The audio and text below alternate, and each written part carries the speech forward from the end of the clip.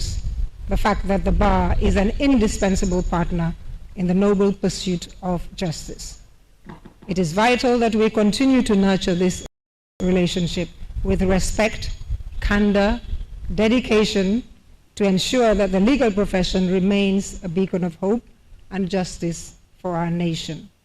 We're looking forward to the second bench bar dialogue as one of the highlights of this week and the fruitful deliberations that would emanate therefrom, geared towards enhancing justice administration and ensuring justice delivery.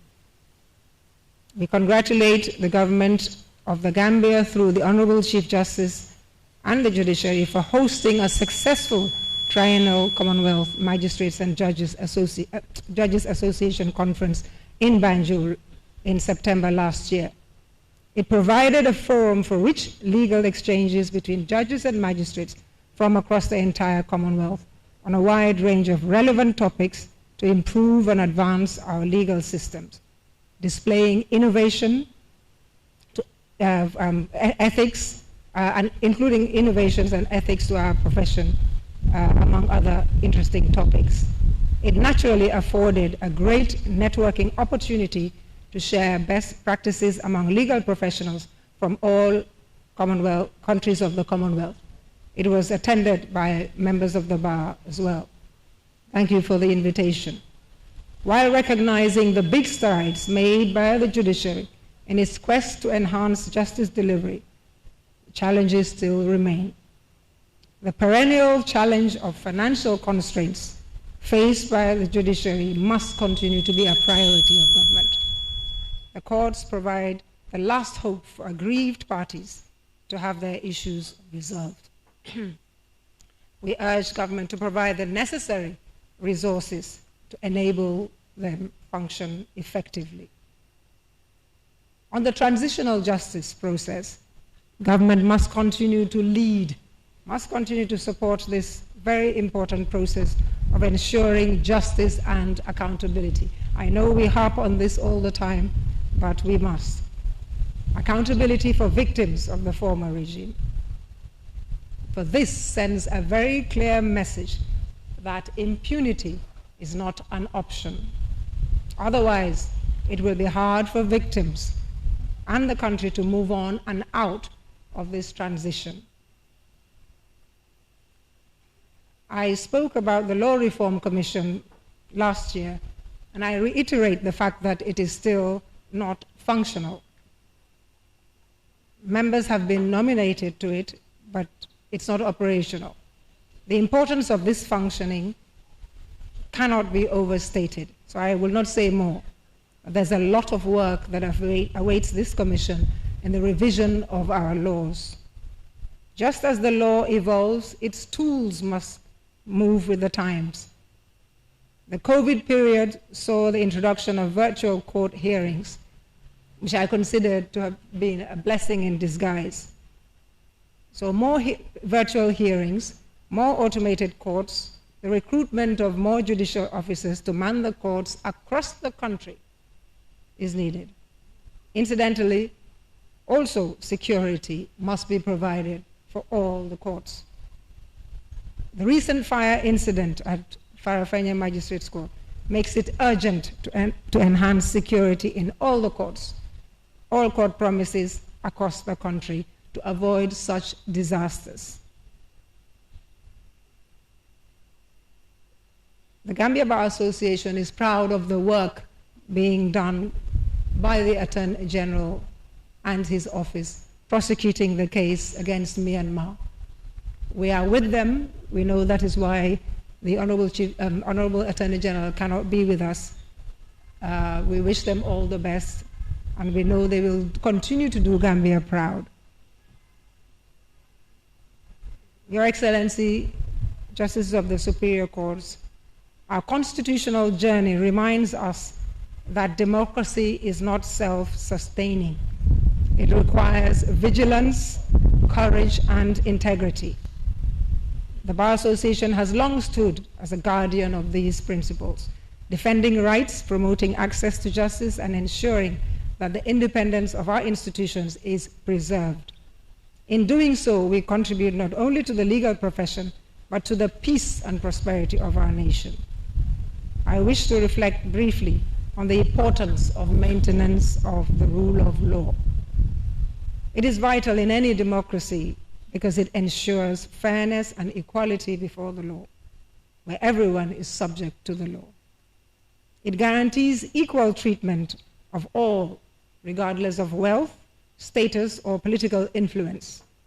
It protects fundamental rights such as freedom of speech, property rights, and access to justice as enshrined in the supreme law of the land, the Constitution of the Republic of the Gambia. The rule of law ensures stability also and accountability in society. Without it, power can become arbitrary, rights can be undermined, and trust in institutions can collapse. So that accountability and limits on power prevents abuse of authority by anyone who can exercise it, by ensuring that nobody is above the law. It provides mechanisms to check government through the independent courts and transparent legal processes. Stability and security, also important. They create a predictable environment where laws are clear, consistent, and accessible. They reduce corruption and arbitrary decision-making, fostering trust in all institutions. Societies without strong rule of law often face chaos, tyranny, or instability. Businesses and investors also rely on legal certainty to operate confidently. They protect contracts, property rights, and fair competition, which are essential for economic stability and growth of any country. The rule of law ensures that governance is based on laws. In times of challenge, it is the rule of law that safeguards these freedoms and preserves the dignity of every citizen. We recall the crucial catalytic leadership and good leadership role played by the Gambia Bar Association during the political impasse in December 2016 presidential elections in defense of the rule of law. Without it, therefore, democracy is bound to falter, peace will be threatened, and trust in the institutions will be eroded. It safeguards the independence of the judiciary. It builds a society where disputes are resolved through reason, not violence, where power is exercised with accountability, where citizens can live in confidence in the fairness of their system. As lawyers and judges and officers of the court, we carry a solemn duty to uphold these principles, to defend the independence of our institutions, and to ensure that justice remains accessible to all, as I said earlier. We recommit ourselves to strengthening the rule of law as a living promise to our people. Your Excellency, my lords, distinguished guests, the membership of the bar is fast growing, with an average of, my own estimates, average of 35 to 40 entrants a year. We warmly welcome them all to the legal profession and the Gambia Bar Association. The Legal Practitioners Act makes pupillage a requirement for all newly called members of the bar, to the bar, and tenancy for newly enrolled legal practitioners. It is a fact, however, that some are finding it difficult to get placement to serve their pupillage. I know the GLC, the General Legal Council, is currently looking into ways to enhance and improve the pupillage system to ensure that all are afforded placement. To this end, the GBA encourages all its senior members qualified to serve as pupil masters to open up their chambers and take pupils under their wings. It is part of giving back by sharing the knowledge, wisdom, and guidance, as was done for us when we needed it at the start of our legal careers. In the past year, some of our members have had to intervene on occasions to mediate and diffuse volatile situations, including the youths of this country, desirous of exercising their right to peaceful protest, and law enforcement charged with keeping the peace. We believe dialogue is the way forward. As citizens, we are all on the same side. While protesters are advised to abide by the law at all times, law enforcement, in its role to keep the peace, must also choose to exercise restraint over confrontation. The population relies on them as professionally trained force to handle all situations. Finally, as legal practitioners, we pledge to continue to uphold the highest professional standards, for the strength of the bar lies in the integrity of our members. By enforcing ethical codes, investing in continuing professional development, embracing and encouraging specialization in emerging fields, we can ensure that our practices remain relevant, respected, and trusted, and we will achieve a stronger and more vibrant bar. May this legal year be marked by integrity, courage, and service. Together, let us continue to nurture a democracy rooted in justice and sustained by peace. I thank you all for your kind attention.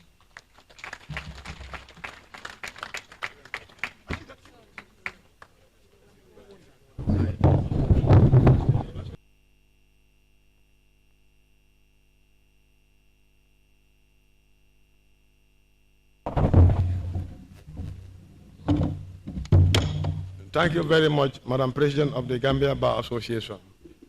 I now invite the Solicitor General and Legal Secretary to make a statement on behalf of the Honorable Minister and Attorney General.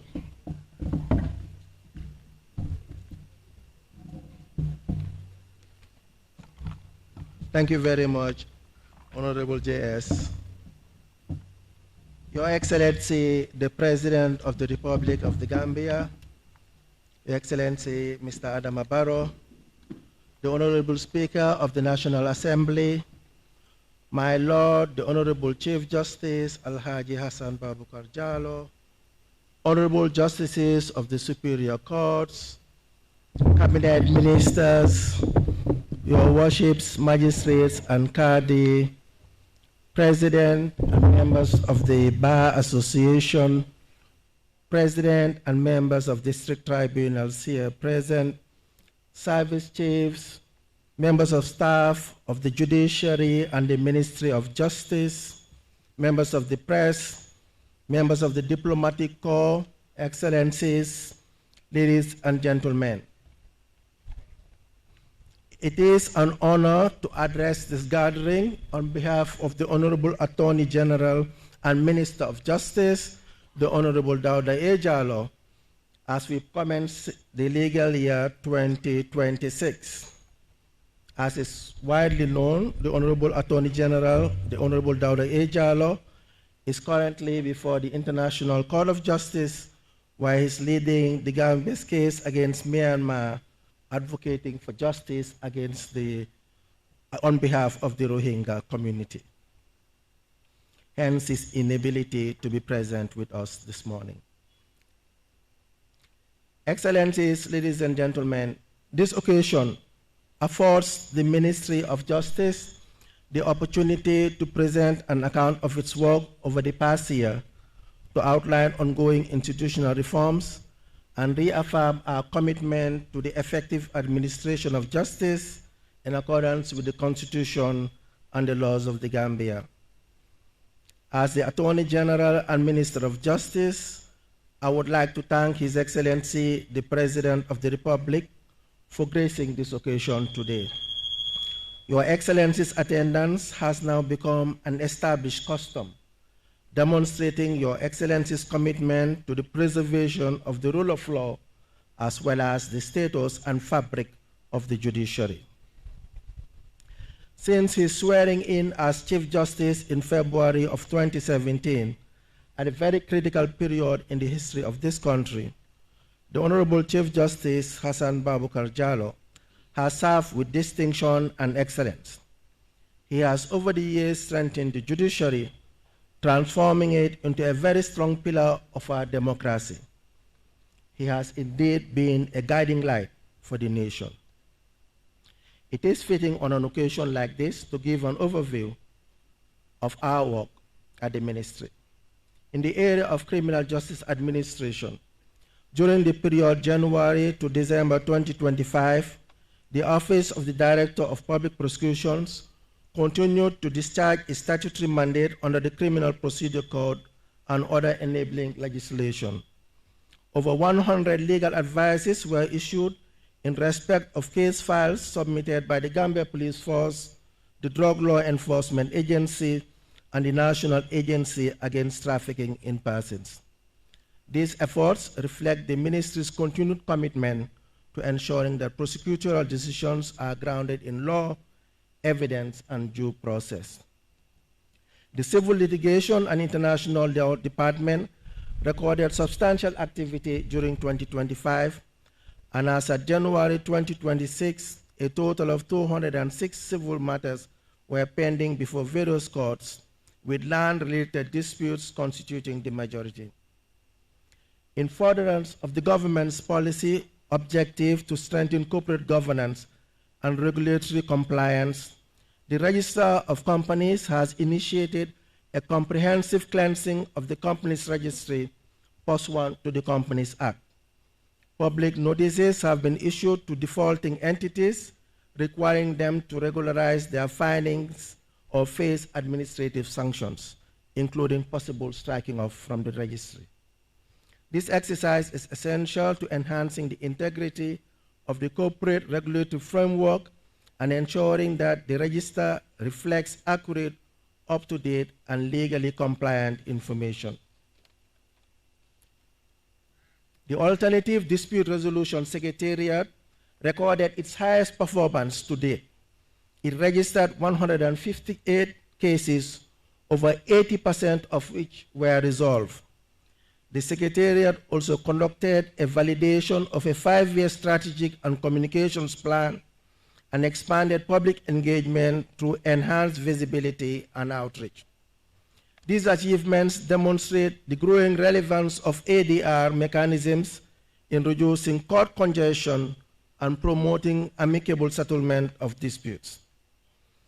In the area of intellectual property administration, the ministry continues to advance the protection of intellectual property rights as required under the Industrial Property Act and related instruments. Key developments include strengthening of the industrial property framework and establishment of IP school clubs in senior secondary schools to promote awareness among young innovators. The ministry remains committed to modernizing IP systems and supporting Gambian creators in regional and global markets. Intellectual property, as is widely recognized, is crucial for innovation, youth employment, growth, and promotion of technological advances. It can create jobs, transform ideas into valuable economic assets, thereby driving economic development. Excellencies, ladies and gentlemen, the introduction of the Civil Registration and Civil Statistics Bill 2025 represents a significant step towards modernizing civil registration processes. The bill seeks to enhance the accuracy and legal certainty of Muslim and Christian marriage certificates, improving record keeping and data integrity, as well as support national planning through reliable civil statistics. This reform strengthens the legal protection of families and promotes uniformity in civil registration practices. Following the adoption of the first national land policy, the ministry has commenced a comprehensive modernization of the deeds registry, including infrastructure upgrades, introduction of digital tools to secure document management and capacity building for registry personnel. A modernized deeds registry will reduce land disputes, enhance transparency, and support the courts in the efficient adjudication of land matters. The National Agency for Legal Aid registered various achievements in 2025. It continued providing legal representation in capital offenses and child-related matters, conducting capacity building through specialized training, including plea bargaining, secured infrastructure rehabilitation, support through the EU UNDP GRADE project, and sustain its operations in Banjul and Basse.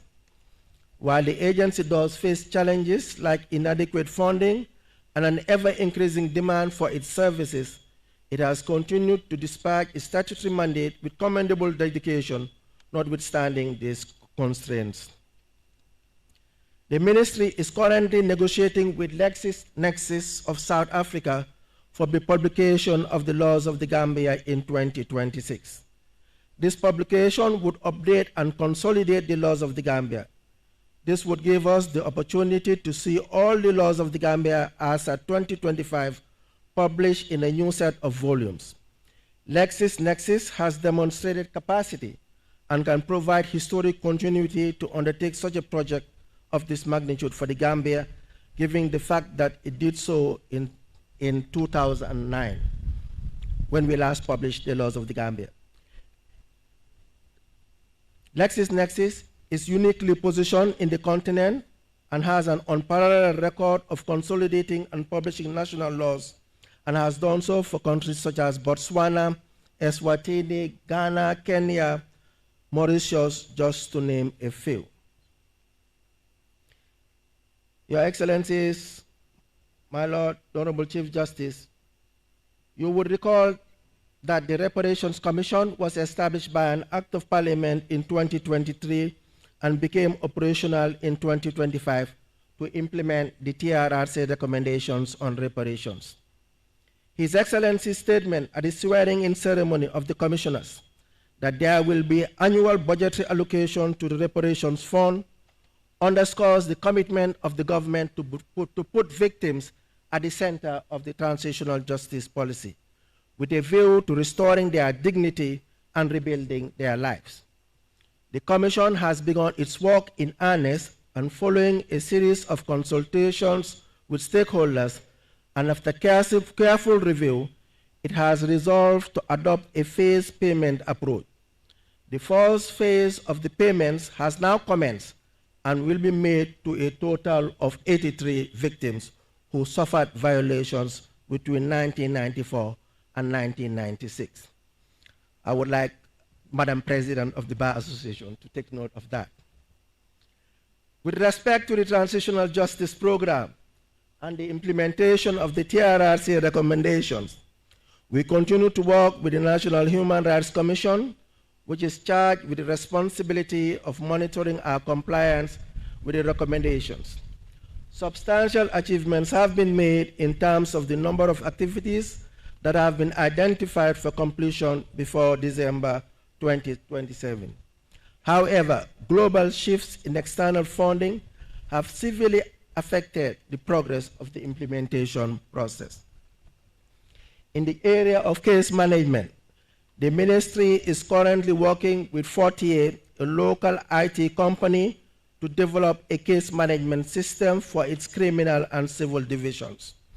The objective of this initiative is to design, develop, and deploy a user-friendly and scalable digital case management system that digitizes and automates prosecution and civil case workflows, supporting case tracking and improve data sharing within and across agencies. It is both fitting and necessary, Excellencies, that we take stock of our collective efforts to uphold justice, promote human dignity, and confront one of the gravest crimes of our time, trafficking in persons. I'm pleased to report that in the past legal year, the National Legal Agency Against Trafficking in Persons has recorded significant and commendable progress in advancing its national mandate. A major milestone achieved during the year was the development of a new 5-year national action plan to combat trafficking in persons. This forward-looking framework is comprehensive and result-oriented, incorporating clear costing as well as robust monitoring and evaluation mechanisms. It provides a strategic roadmap to guide national efforts, enhance accountability, and ensure measurable impact in the fight against trafficking. In the area of investigations and prosecutions, NATIP actively handled 22 human trafficking cases during the past year. Of these, 16 cases are currently before the High Court, reflecting a strengthened investigative process and closer collaboration with prosecutorial authorities. These cases send a very clear message. Trafficking in persons will be pursued with seriousness, diligence, and the full force of the law. 2 significant convictions were recently secured, marking a major milestone in our fight against this grave and exploitative crime. These convictions underscore the state's resolve to enforce the law, protect victims, and uphold perpetrators accountable. With regard to the African Commission on Human and People's Rights, the government continues to meet its obligation with respect to the hosting of the African Commission on Human and People's Rights in the Gambia. A new modern building has been secured by the government for use by the Commission. The building provides more space than the previous headquarters and is equipped with a lift for use by the Commission and its visitors, including persons with disabilities.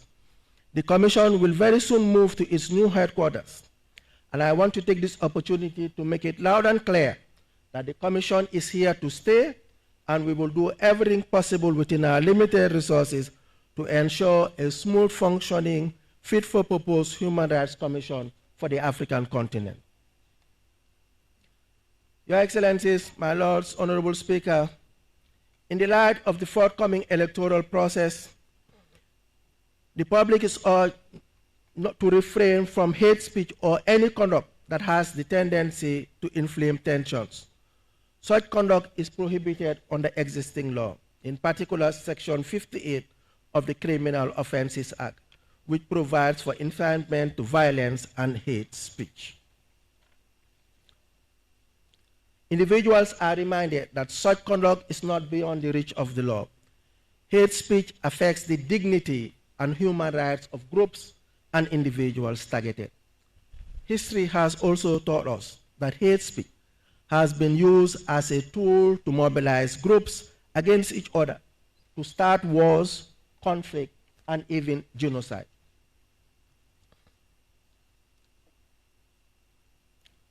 I cannot conclude without joining Madam President of the Bar Association to extend once again our condolences to the families of the late Fafa Imbai and Mr. Usman Sila, as well as Mr. Counsel Fofana.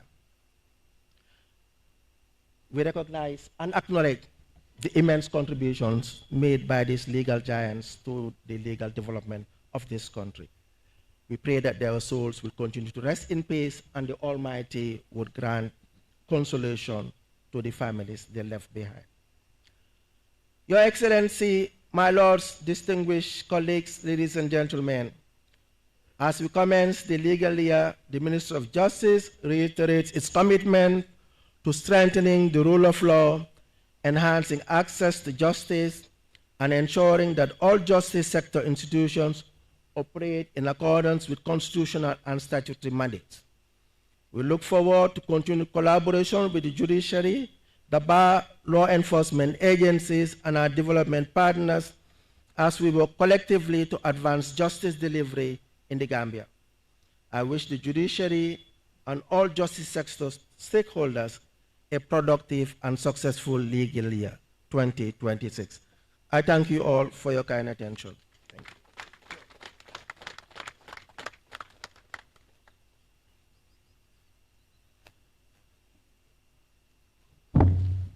Thank you very much, the Solicitor General and Legal Secretary, for ably representing the Honorable Attorney General and Minister of Justice, who is out of the jurisdiction. I now have the great honor and privilege to invite my Lord, the Honorable Chief Justice of the Gambia, Hassan B. Jallow, to deliver his statement. My Lord.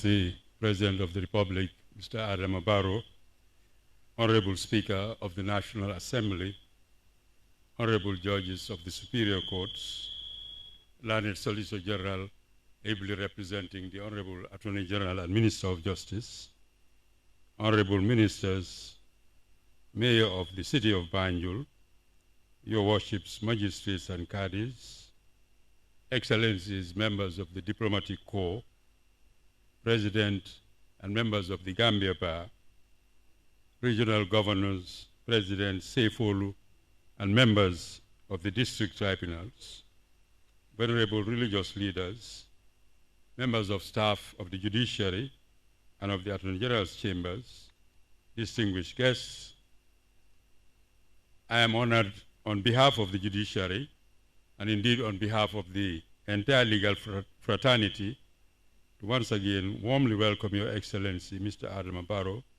President of the Republic, along with all our esteemed guests, to the premises of the judiciary on this significant occasion, marking the commencement of the 2026 legal year. Your continued presence and participation in this ceremony, Your Excellency, reflects your profound commitment to support for the judiciary and for justice, and is highly valued by the bench, by the bar, and indeed all those who are dedicated to enhancing good governance in our nation. In the course of the year, we've lost the company of some of our esteemed members, and as we stand here today, we'd like to acknowledge their work, their contribution to the enterprise of delivering justice, and to pray that the Almighty grants them eternal peace and repose.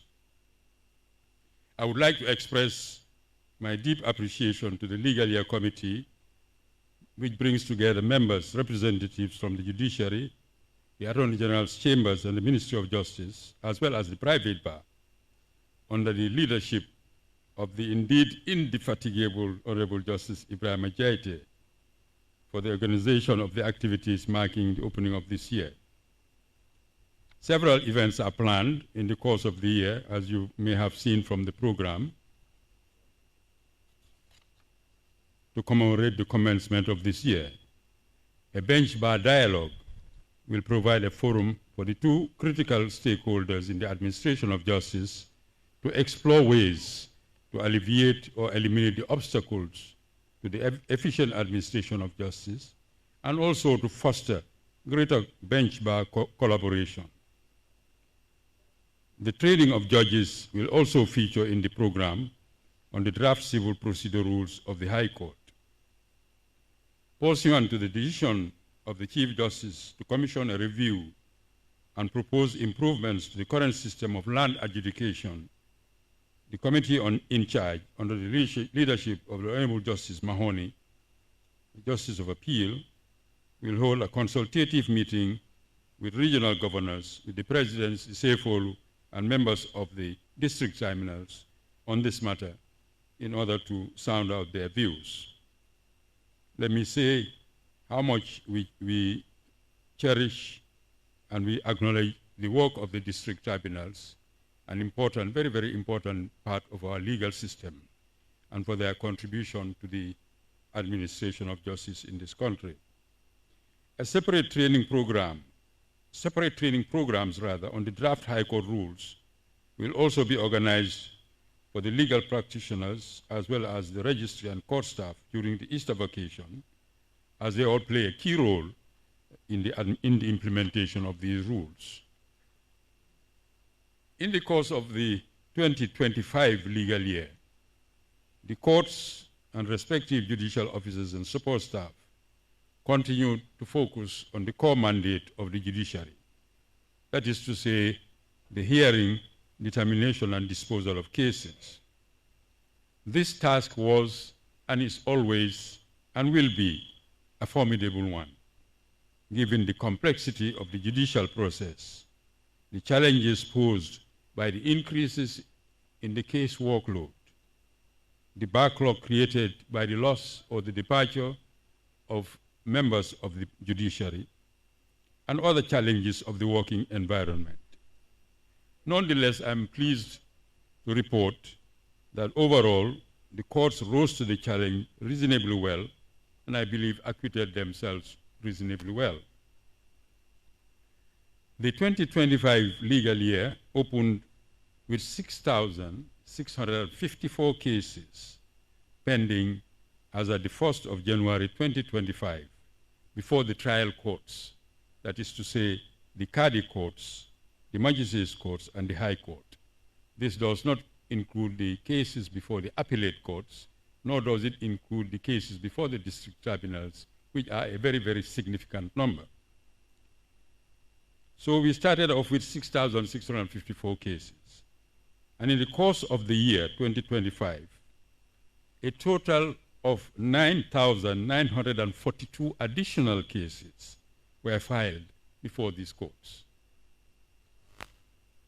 compared to 6,678 filed throughout 2024. This represents in 2025 a very significant increase of 49% on the number of cases that we had to attend to in 2025 over what we had in 2024. During 2025, nonetheless, the trial courts disposed of 6,630 cases, which was an increase to the numbers that they dealt with in 2024. In 2024, the courts disposed of 5,541 cases. And this was an increase also in the disposal rate of 19%. This is a commendable achievement, and I wish to acknowledge the work of all those who contributed to this success, the judges, the magistrates, the Qadis, together with their support staff, as well as, of course, counsel, both public and private, as well as other participants in the judicial process. Nonetheless, the statistics, however, also unfortunately disclose a continuous steady increase in resort to the courts for the settlement of disputes. And this seems to lead us to the conclusion that litigation, rather than negotiation and settlement, out-of-court settlement, seem regrettably to be the continued preference of the community for the settlement of disputes. We must therefore strengthen the capacity of the courts to hear and determine more cases, but we must at the same time continue to encourage the out-of-court settlement of civil disputes with the assistance of the court-connected ADR system, the ADR Secretariat, as well as our own traditional dispute resolution mechanisms. So despite the laudable efforts of the stakeholders and the disposal of a large number of cases in 2025, this new legal year of 2026 starts off with a heavy caseload of 8,682 cases as at the 1st of January 2026. And we expect more cases to be filed in the course of the year. Hence the importance of building up the capacity of the courts to attend to this case workload, and also encourage out-of-court settlement of civil cases. Speedy trial and quality justice are critical in any democratic society, and these can be achieved by strengthening judicial capacity through adequate staffing, through training, and modern adequate court infrastructure and equipment. Efficient case management systems and clear timelines can help reduce delays. Upholding judicial independence, professionalism, and accountability ensures that justice is not only fast, but that it is fair and that it's reasonable. And we can reduce caseloads by encouraging, as I said, the use of alternative dispute resolution mechanisms, mechanisms which promote peaceful resolution of civil disputes in an acceptable manner, while at the same time fostering reconciliation, community harmony, and the resolution of conflicts or disputes in a timeous manner. Notwithstanding the heavy workload, as judicial officers, of course, we must and we will continue to ensure that justice is administered diligently, fairly, independently, and impartially, and effectively as well. Capacity building through training, staff development continues, therefore, to be a constant concern and focus in order to equip the institution for the effective discharge of its mission. During the course of 2025, judges, magistrates, and support staff of the courts benefited from overseas training in various jurisdictions with support from the West African Regional Training Center, the Intergovernmental Action Group Against Money Laundering, and the International Law Enforcement Academy, as well as from the People's Republic of China and the Republic of Turkey. We are pleased to also recognize the efforts of the Judicial Training Institute under the leadership of the Honorable Justice Awaba for the local delivery of numerous training programs for staff in the past year. The enactment of the Judicial Training Institute bill is, however, still pending at the Ministry of Justice. The time has come for it to be given utmost priority, and we look forward to that, as the bill proposes to establish an institute for the continuing legal training, not just of judicial officers, but of the entire cadre of public legal officers.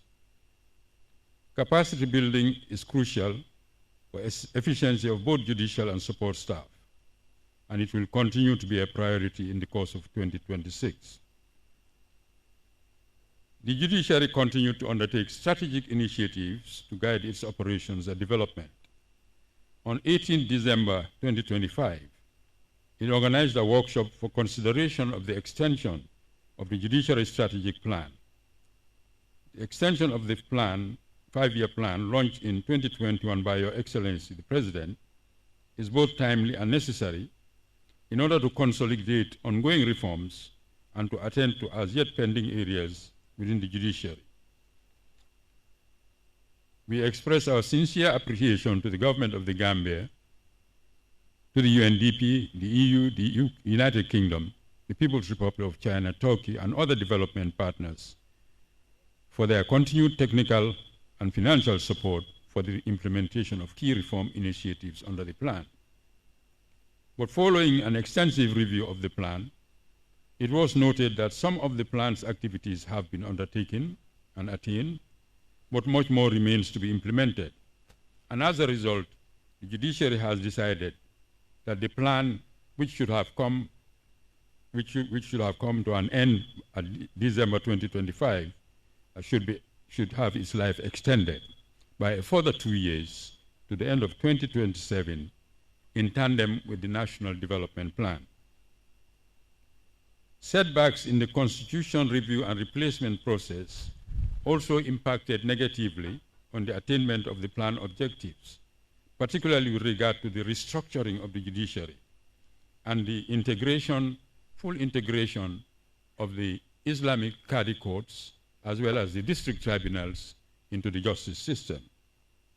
Strong expectations were placed on the adoption of a new constitution, which has not materialized due to circumstances beyond the judiciary's control.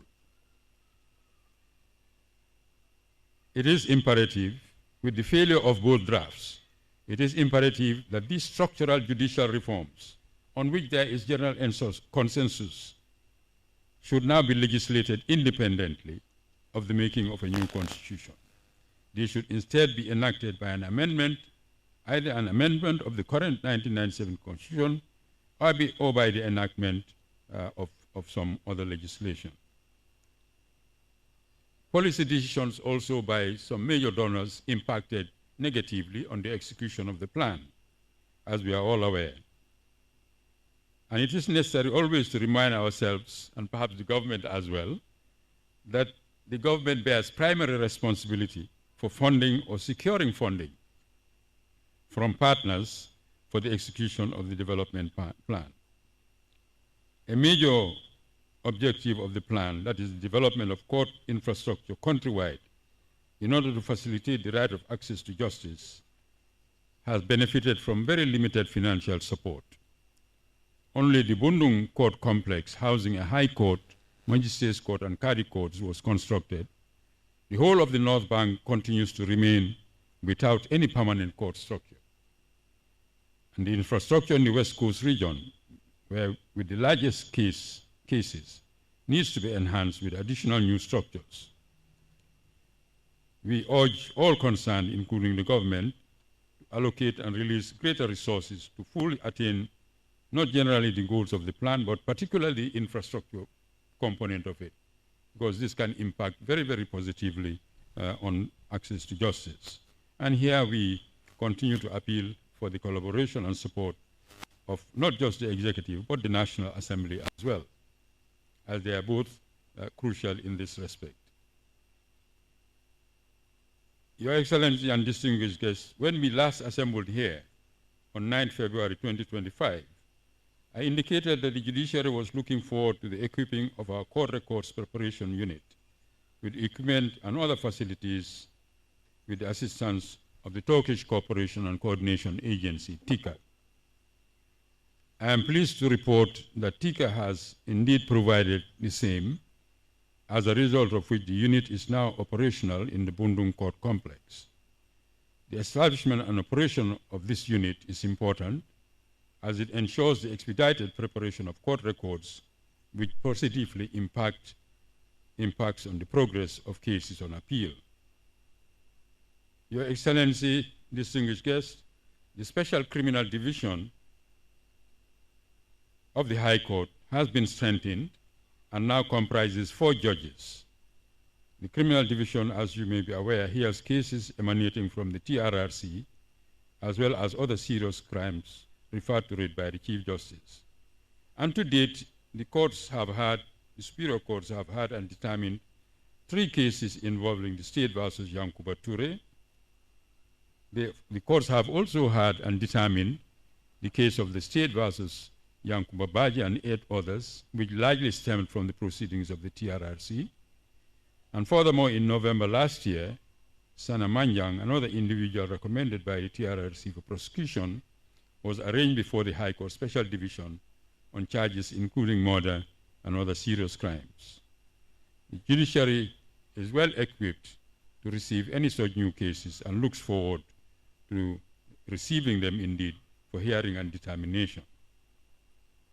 The Commercial Division of the High Court was also established in 2025 and reinforced with 4 judges who have received specialized training with the support of the Commonwealth Magistrates and Judges Association, the United Kingdom Judicial College, and the Standing International Forum of Commercial Courts. This Commercial Division can play a vital role in promoting the speedy and efficient resolution of commercial cases.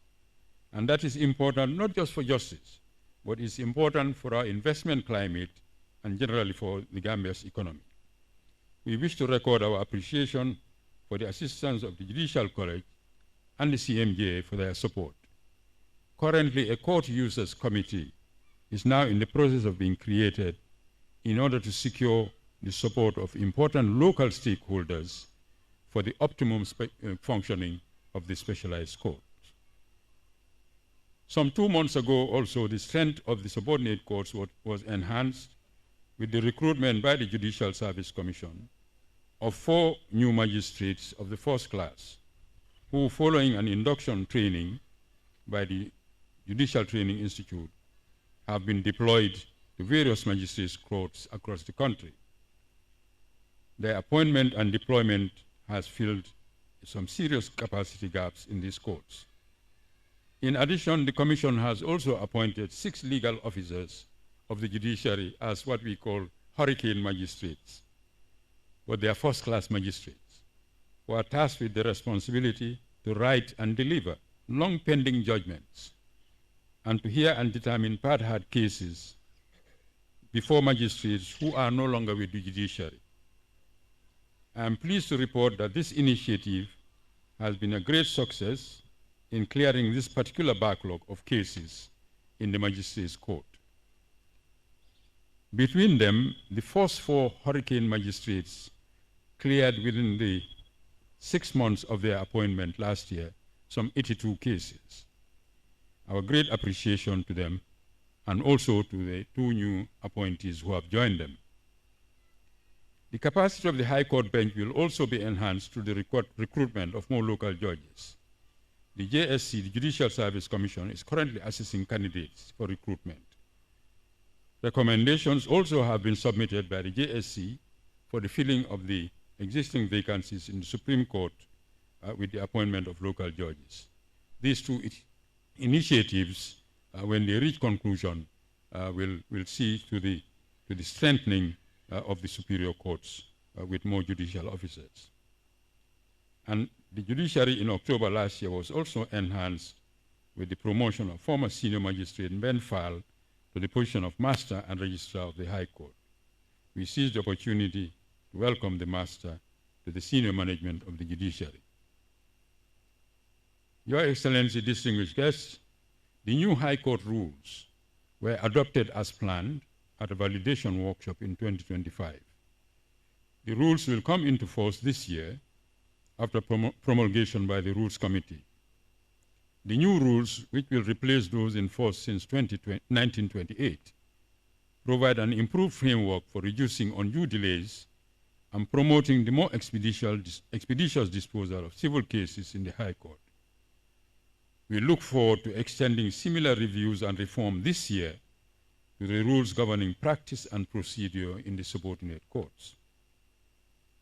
The court-connected alternative dispute resolution mechanism has been active since 2024. It promotes out-of-court settlement of civil cases. Under the distinguished leadership of the Honorable Omar Njai of the Supreme Court, since the inception of the mechanism, a total number of 232 cases have been referred for mediation. Out of these, 33 have been successfully mediated, settled, and returned to court for the entry of consent judgments. A total of 112 cases has been returned to the judges concerned for continuation of proceedings following unsuccessful mediation, and a total of 88 cases presently pending and subject to ongoing mediation. The ADR registry is better staffed now. However, challenges persist in the operation of the mechanism. Some legal practitioners, some lawyers appear reluctant to engage with the mechanism, preferring litigation. Judges too, I must say, need to make greater use of the mediation mechanism. And I continue to appeal to both of them to lend their undiluted support to this worthy initiative. The previous year also saw the creation of new mechanisms and the strengthening of the existing ones in order to monitor and enhance the performance of judicial officers.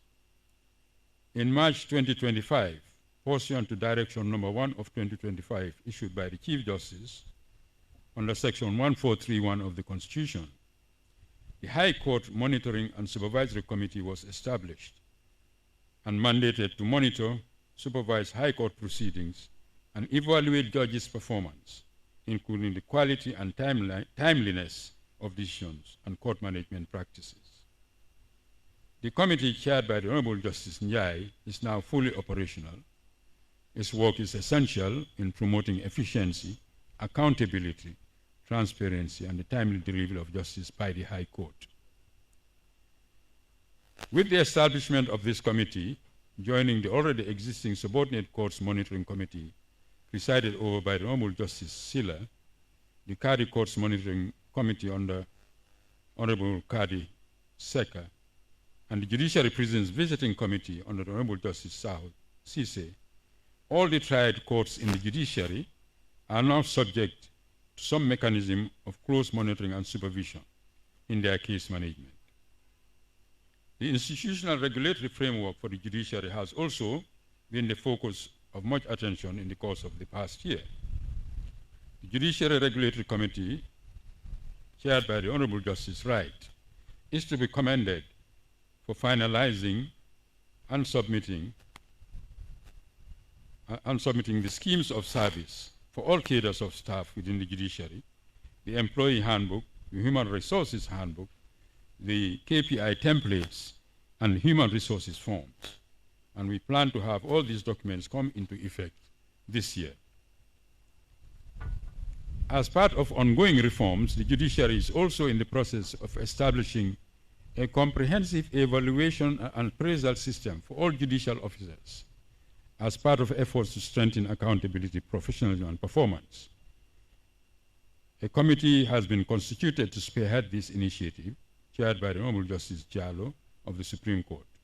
Its work has reached an advanced stage, and we look forward to draft proposals in the first quarter of this year. The introduction of such a framework, an appraisal framework, is important in promoting efficiency, transparency, and continuous self-improvement. It will also provide objective criteria to fairly assess judicial officers' performance, thereby informing transparent and merit-based promotion decisions. And the system is expected to be fully operational before the end of 2026.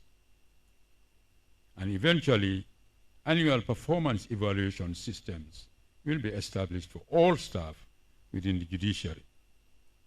As part of ongoing efforts to strengthen governance and institutional accountability, a committee under the leadership of Honorable Justice Jallo of the Supreme Court is currently drafting JSC regulations to fully regulate staff matters within the institution. The judiciary currently operates under the General Public Service Commission regulations, which govern the civil service as a whole, but which do not cater for the specific needs of the judiciary. But the enactment of our own regulations is critical, as it will provide clear and transparent procedures for the appointment, discipline, and the administration of all staff, taking into account the specific, unique features of the judiciary. I am pleased, indeed I would say we are all pleased, that in the course of 2025, all staff of the judiciary benefited from salary and allowance upwards adjustments in line with those in the rest of the public service. The enactment of the Judicial Officers Condition Service Act has also cured the discrepancies and disparities between the emoluments of judicial officers on the one hand and those of members of the Executive and National Assembly on the other hand, and restored the parities which hitherto existed in this regard. The Act, in making special provision for the pensions of judges, has given due recognition to the unique position of judges and the established practice in this regard in Commonwealth jurisdictions. And we expect that these measures will facilitate the recruitment and retention of suitable Gambians to the bench. On behalf of the judiciary, I wish to commend His Excellency the President and the members of the Executive, as well as the members of the National Assembly, for their approval of these measures. Your Excellency, distinguished guests, with support from the British government, the first phase of the reconstruction of the High Court in Bakau Mile 7 is complete, and the premises are ready for use. The inauguration of the new building is part of the activities marking the opening of this legal year. It will create additional courtroom space, ease congestion, and enhance access to justice. It will provide a more conducive environment for judges. Additionally, as part of the second phase, support from the EU GRADE project through the UNDP and the Bar Association, another facility at Bakau Mile 7 is also under reconstruction and expansion to provide for two more courtrooms.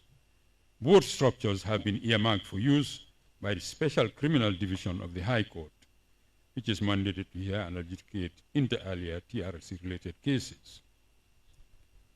Your Excellency, distinguished guests, the judiciary continues to face numerous challenges which stand in the way of attainment of its mission. Shortage of courtrooms and office space continue to hamper optimum utilization of judicial officers. There is need for adequate space to accommodate and to ensure the full functioning of all courts. Additional well-equipped and furnished courtrooms are fundamental. They are absolutely essential. They are necessary as they positively impact on the delivery of justice. Inadequate funding for daily operations, inadequate support services, lack of adequate transportation for staff, and mobility constraints for judicial officers all continue to beset us. And these all put together affect our efficiency. The suspension of funding by some donors has, of course, adversely impacted the expansion, for instance, of the computer-aided recording and transcription system and the electronic case management system within the judiciary. That suspension has disrupted the implementation of key reform initiatives and infrastructure development efforts. As a result, several planned activities were delayed or curtailed in the course of 2025. We are very pleased that the UNDP and the European Union are agreeable to picking up some of these projects, and we look forward to working with them. The legal year 2026, looking ahead, should be a period for us to focus ever more on our core judicial mandate. This will require greater diligence by all judges, magistrates, cadis, and their support staff, as well as by legal practitioners, other stakeholders, and all persons who are in contact with the judicial process. The extension of the Judiciary Strategic Plan for another 2 years should be an opportunity to implement the remaining activities which have been identified for priority action. Amongst them, as I said, the additional courtrooms, the consolidation and extension of the specialized courts, the promulgation of the new High Court rules and training of the stakeholders on their implementation, the review and replacement of the subordinate court rules, the improvement of the regulatory framework with adoption of JSC regulations, the adoption of the schemes of service and code of conduct, and a staff judicial officers' performance evaluation and assessment system, the adoption of a new and more efficient mechanism for the adjudication of land disputes, the enhancement of our capacity for staff development with the enactment of the new GTI legislation, training for staff, recruitment of additional local judicial officers at all levels. These are all priorities to which we need to give urgent attention in the course of this current new legal year. We look forward as well to rolling out the court's computer-aided transcription system, which is proving to be very fantastic, to all the other remaining courts. We look forward to the implementation of the electronic case management system and to progress in the digitization of court processes and court records. The tragic incident at the end of last year, the burning down of the Farafenni Magistrates Court, which resulted in the loss of all court records and equipment, is a very painful reminder of the danger of reliance on paper records. And this is not just for the judiciary, but for the entire public service. Reliance on paper records and the need for digital backup of the court archives and records. It is equally a reminder of the responsibility of state security agencies to protect state structures and resources, including all court premises countrywide. The cause of the fire is currently unknown and is under investigation by the police. Meanwhile, measures are being implemented by the judiciary for the reconstruction of both the structure and the records of the court, which has now resumed operations from temporary premises. Our focus on the independence, on the autonomy, and the efficiency of the judiciary and the machinery of justice will continue to be unwavering. The successful implementation of all these foregoing measures requires the fullest support and collaboration of many stakeholders, with funding and with other assistance from and by the government, from the executive, the National Assembly, the bench and the bar, local stakeholders, and the Gambia's friends amongst the donor community. And we look forward, we are optimistic of such support in the course of this legal year, so that together we can strengthen the rule of law and democracy in the Gambia, strengthen it through an independent, efficient justice delivery system, and with the assurance and with the knowledge that investment in justice is an investment for the rule of law, is an investment for democracy, is an investment for peace and for progress. I now have the great honor to invite His Excellency, the President of the Republic, Adama Barrow, to address the gathering and to declare the 2026 legal year open. Your Excellency.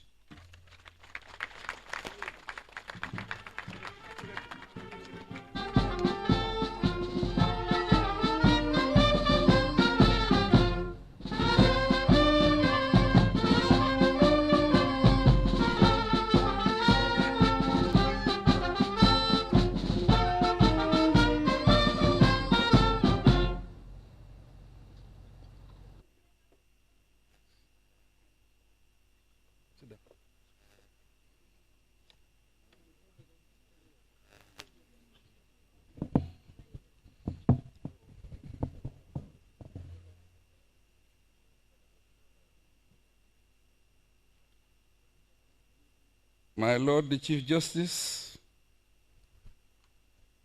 Justices of the Superior Courts, Honorable Speaker, and National Assembly members, Honorable Attorney General and Minister of Justice,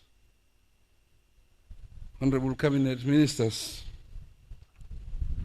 Your Worships, the magistrates and caddies, District Sefolu and members of district tribunals,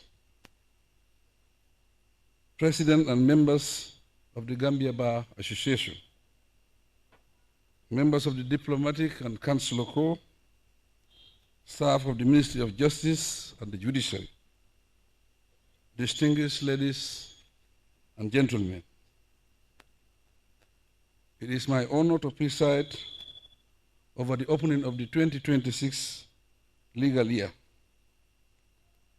This event annually allows us to reflect on the status of our justice sector and to reaffirm our commitment to the rule of law and effective justice delivery. The administration of justice remains a cornerstone of our democracy, principally because a strong, independent, and efficient judiciary is indispensable for peace, stability, good governance, and sustainable development. This makes our judicial reforms and modernization process mandatory. It is reassuring, therefore, that the implementation of the judiciary sector strategic plan has already yielded notable achievements. These include improvement on case management, enhanced access to justice, strengthen judicial independence, and sustain capacity building for judicial officers and staff. Digitalization efforts mark another transformative endeavor towards greater efficiency and transparency in our legal system. This aligns with the emphasis of the Commonwealth heads of government on innovation in judicial practice and embracing change for a better future across member states. My Lord the Chief Justice, distinguished personalities, I particularly commend the establishment of the Interdepartmental Committee on Land Dispute Adjudication. It reflects strong leadership and a deep understanding of the challenges facing our justice system. We eagerly await the committee's recommendations to solve the growing volume and complexity of land-related cases in the country. The outcome of this process is expected to strengthen impartial and timely dispute management. Relatedly, last year, my government enacted the 2025 Judicial Officers' Conditions of Service Act. This landmark legislation is to guarantee judicial independence and enhance the welfare and professionalism of judicial officers. The Act affirms the judiciary as a key arm of government. By improving its remuneration packages and working conditions, the sector will attract and retain qualified officers, reduce the risk of corruption, boost efficiency and impartiality, and reinforce public trust in the justice system. To complement these reforms, the Ministry of Justice is developing a digital case management system for our courts. This initiative reflects our determination to modernize legal practice and ensure that the government legally meets the highest standards of dispensing justice. I am pleased to announce that I personally approve the request to replace the old fleet of vehicles for judges in the Superior courts. The new vehicles will be delivered soon to allow our judicial officers discharge their duties with dignity and efficiency. Distinguished ladies and gentlemen, following the ECOWAS Authority of Head of State and Governments approval to establish a special tribunal here, we have enacted the Special Accountability Mechanism Act and the Special Prosecutor's Office Act to prosecute perpetrators of gross human rights violations from July 1994 to January 2017. Consequently, I have directed the Attorney General and Minister of Justice to appoint a special prosecutor to commence work soonest. The establishment of a special division of the High Court is an added highlight to our quest for accountability and reconciliation. It reflects our collective resolve to confront past acts of injustice while building a future grounded in truth and the rule of law. In addition, the Minister of Justice is currently leading a legal team at the International Court of Justice, ICJ, to argue our case against Myanmar. The merits hearings began on 12 January 2026, marking the first time in over a decade that the court has held full merits hearings in a genocide case. We are optimistic of a favorable outcome that would uphold justice for the Rohingya people and reaffirm the binding nature of the Genocide Convention. This historic case underscores that my government respects international law, human rights, and accountability. Incidentally, the case has firmly placed the Gambia on the global stage as a principal defender of justice internationally. In 2025, we also support a resolution at the United Nations General Assembly requesting an advisory opinion from the ICJ on the obligations of states in respect of climate change. Together with other countries, we maintain that the climate obligations of states arise from multiple sources of international law. The court ruled that states have binding obligations under climate treaties, customary international law, and other treaties to protect the climate system from greenhouse gases emissions. They maintain that international breaches constitute wrong acts, thus requiring redress. On human rights and good governance, the Gambia's engagement with the Universal Periodic Review, UPR, process remains central to our human rights accountability and democratic governance commitment. Last January, we went through our fourth UPR review before the Human Rights Council in Geneva. Out of 309 recommendations, we accepted 273, significantly improving on our previous performance. Led by the Minister of Justice, the Gambian delegation presented updates on ongoing reforms on transitional justice, corruption, access to justice, and institutional strengthening.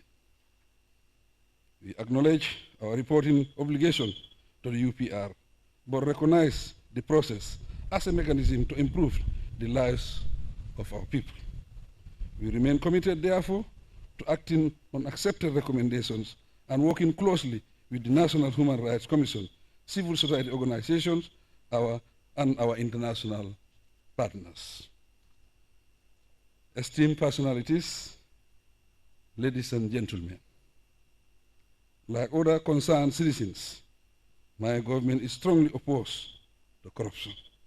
I am thus happy to announce that the appointment of the commissioners earmarked for the Anti-Corruption Commission will be finalized soon. The would-be commissioners have extensive experience and sense of professionalism and dedication to public service, high enough to lead the fight against corruption. To comment briefly on the policy and vision of providing a strategic direction for the legal sector, the Ministry of Justice, with support from the European Union, is developing a comprehensive justice sector policy. This policy seeks to outline my government's vision for a modern, accessible, and effective justice system. It will serve as a roadmap for continued reform and institutional strengthening across the justice sector institutions. Proudly, all these have been achieved under the distinguished leadership of the Honorable Chief Justice Hassan B. Jallow.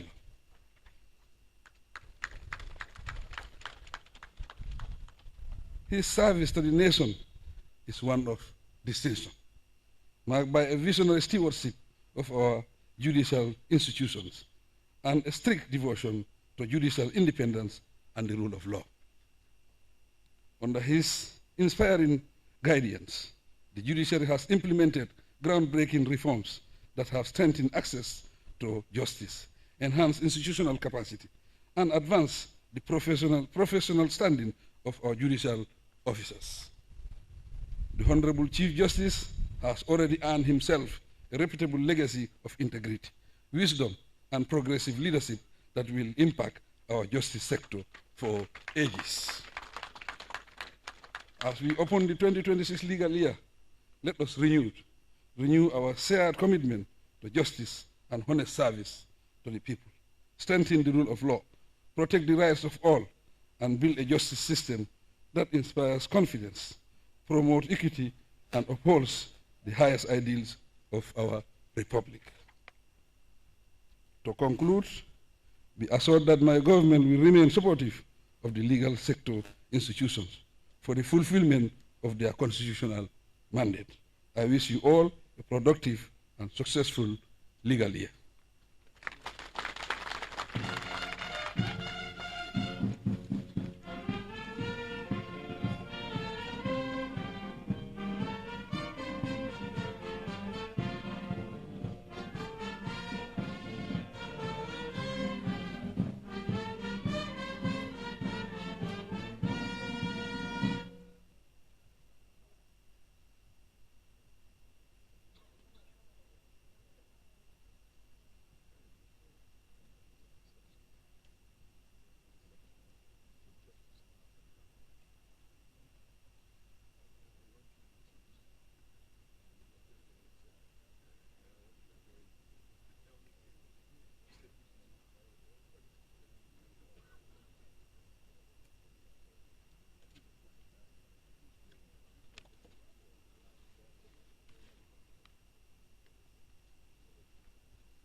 Thank you very much, His Excellency the President. After his speech, I should not have said anything, but this is just a guideline of the program, the remaining programs.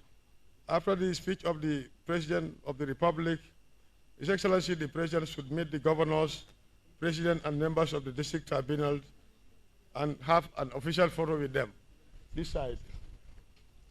And that should be followed by the official photo of the President and the stakeholders.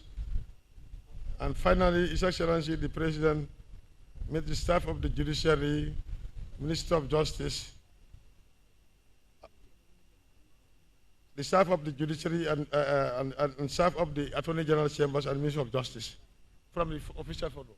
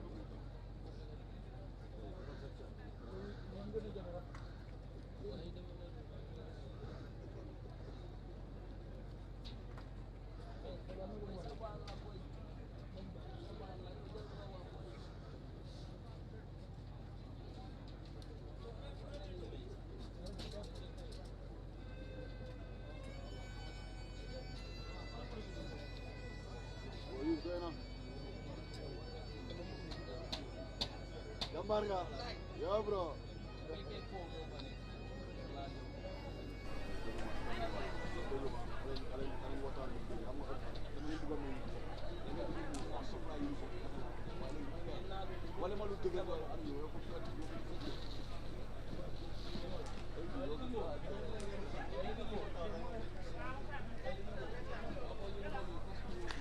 Yen moom kay dégg nga ndox ngeen am moom ñu def